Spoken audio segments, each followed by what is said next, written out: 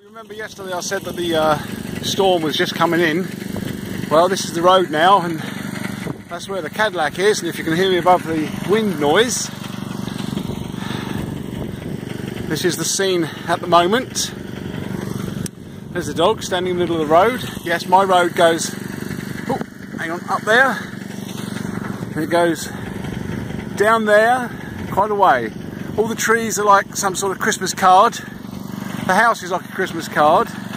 And I've been out here snow blowing because if you don't clear your driveway, it just builds up and up and up and then you can't get in. Plus, of course, you've got to clean out your mailbox. Because they don't get out of the car here, they just drive in, open it up, put your mail in and drive off again. So if your mailbox is not accessible, they won't deliver your mail. We've also got things like this, okay, a reflector. The reflector is there for the snow plough man, so that he knows where your driveway is, and also it marks the end of any things like the car or the bag box or the mail box indeed, so that he doesn't just drive into stuff. And as you can see, this one's in line with the telegraph pole, which is big enough, but in the dark, of course, you know, what can you do? Now, that car over there is covered up. I couldn't open the doors earlier on because they were frozen shut. You see the muck on top of it. I've started to clear it, but the easiest way is to turn the engine on, let it warm up, and then the snow will slide off easier. There's no bond for it.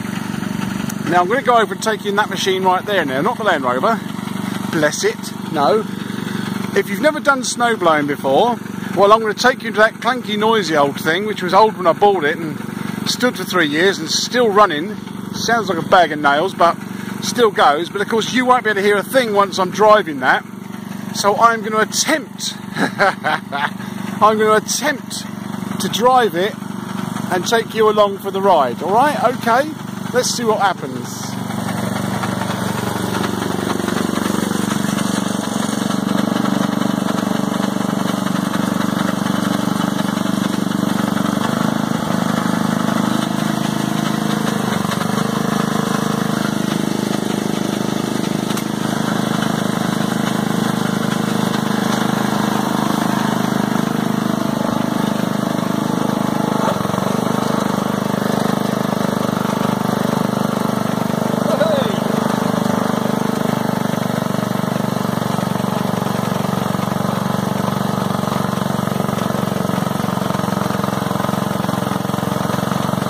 Bloody hard to do one-handed.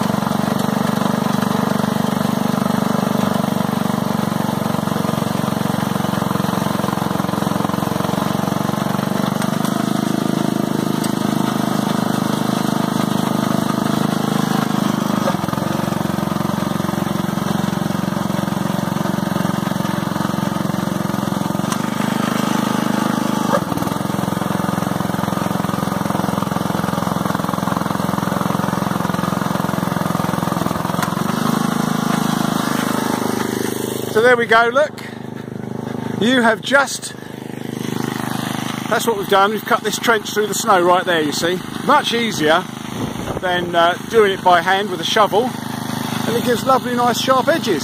So there you go, that old beast does the job. Now if you're wondering what that little cab is for, well let me tell you.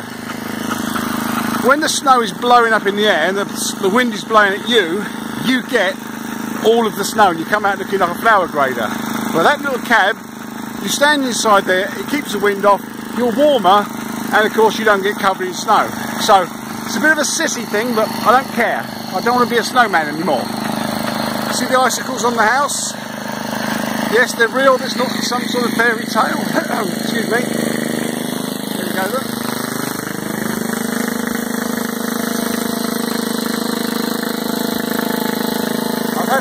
I've actually had them so they reach to the ground.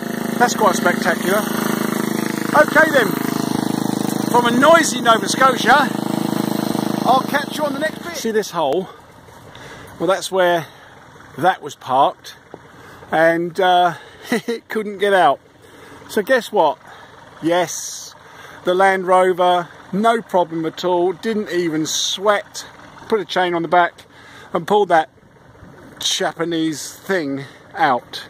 Now, in fairness, it hasn't got very good tyres on it, but even so, there's no ground clearance. It couldn't even handle that much snow, whereas this didn't even think about it. Just, yeah, okay, let's do that then. Just drove out. So there you go. Nissan nul point. Land Rovers still reign supreme. Hell yes. A bit boring, but there's the house.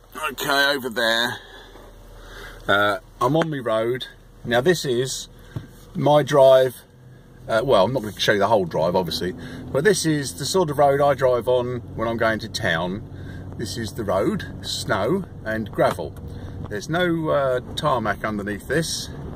Snow and gravel. In fact, slush at the moment because they've been out and salted it. You can hear that sloshing around. Okay, yeah. Oh yeah, now we're back to ordinary snow again, hard packed snow. If I try the old, whatchamacallit, brakes, look at that. Hear that crunchy crunchy noise? That's your ABS brakes kicking in. Huh, enabling me to stop quite well on the snow. Now then, as you can see, Wonder Dog, he's bored by all this. Yeah, just another drive down the road. The mounds you can see at the side of where the snow plough throws it all. He goes up one side, pushes out, goes down the other side, pushes it out. And he does that straight across your driveway. So if you've just cleared your driveway, like I did with the snowblower and that, he comes on, fills it up for you. Very nice, as you can see here. Now they've cleared theirs. Right, so I just trundle down this road every day. This takes me out to the main road, which is tarmac. Okay, it is tarmac road. But this is my drive. I mean, just going to town is beautiful. Absolutely beautiful. And it's all right, I'm not taking my eyes off of the road. This thing's at the front of the car, so I'm just driving along. Hear that old slash? Yes. Lots of salt used over here. I've got to say, they do use salt in massive quantities, so a lot of the cars don't last very long, which is why I'm quite happy I've got the Land Rover, because the chassis is so big and boxy and square, you can get to it and jet wash it off and keep spraying the old underseal on it, and that keeps it all very well. See, some more houses here. Yeah. Oh dear. And now you're going to love this next sign. Okay. You can stop the video and pause and look at the sign, but basically it's a school bus and a strip that looks like a piece of road. Now what that means is you're coming to the end of your dirt track and you're going to go onto a paved road. And there's also one that goes the other way around, where it goes from paved road to a rough bit, which says you're now going onto a dirt road. And here we are. This is the main road here. This is called Sisaboo Hill.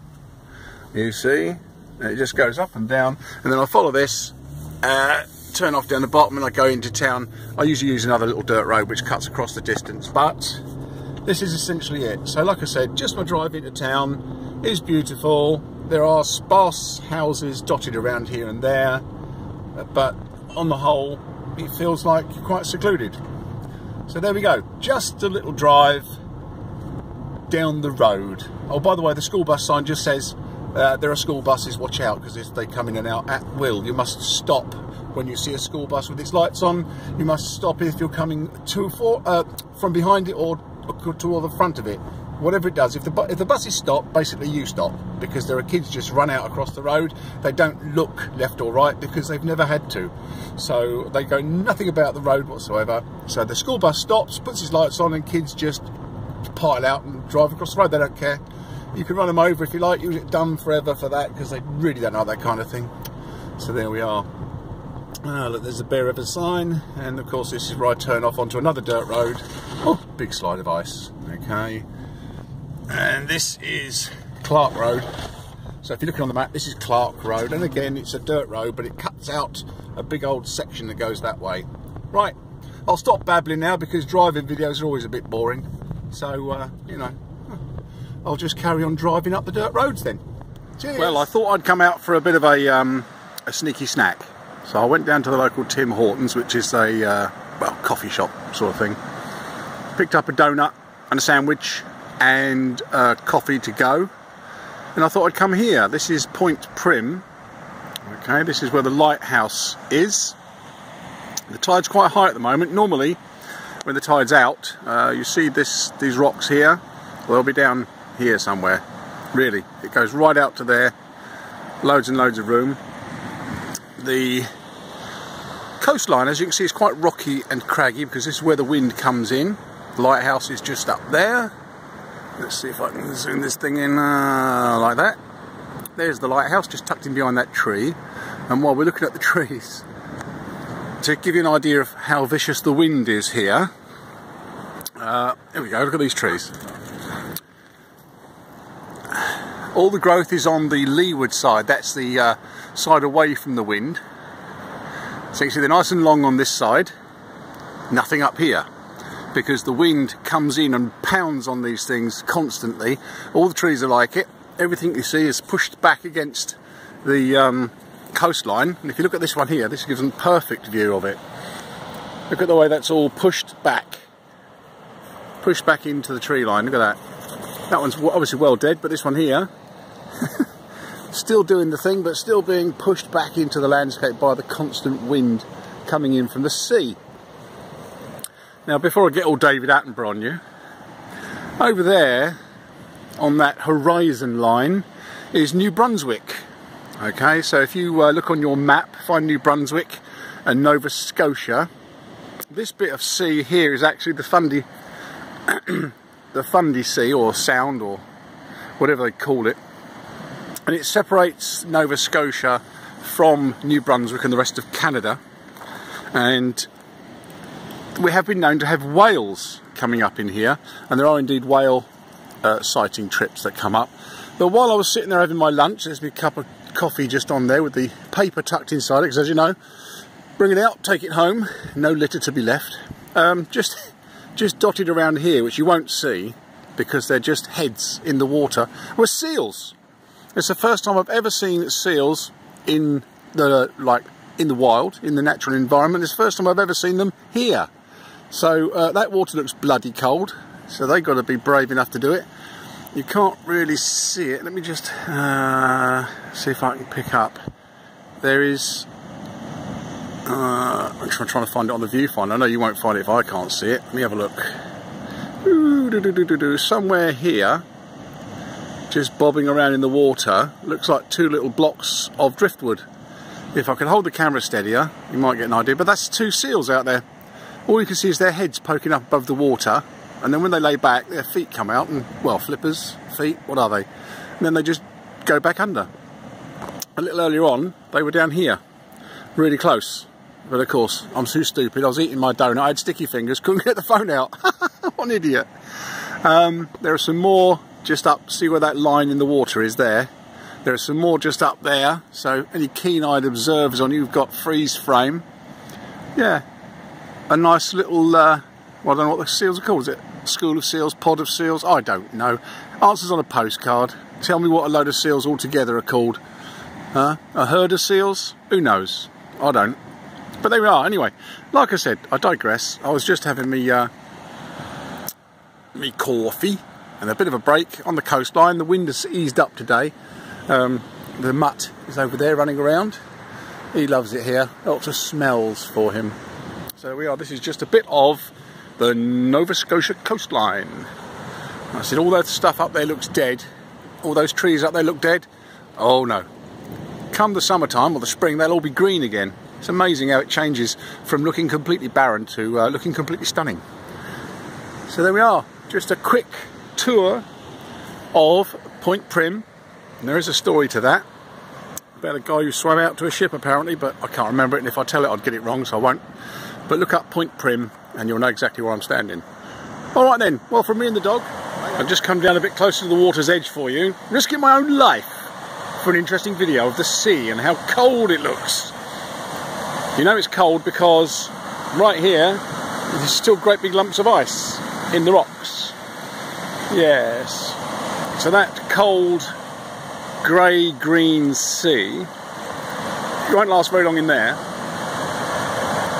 There are the rocks. You see? This place, Nova Scotia, is absolutely full of granite. There's a great big band of granite runs right across the province of Nova Scotia, and that's where they get a lot of it from. In fact, if you like granite, most gardens, including mine, are full of the stuff. If only I had a machine that would cut it, or slice it, or do something useful with it. Instead I've got great big boulders of granite I can't bloody move. Oh well, one day. Apparently it's too expensive to get it carted everywhere, so people just leave it. There's Daredevil Dog, surveying the scene. And there we are, a nice bit of relaxing wave for you. Look at that, just listen, I'll shut up.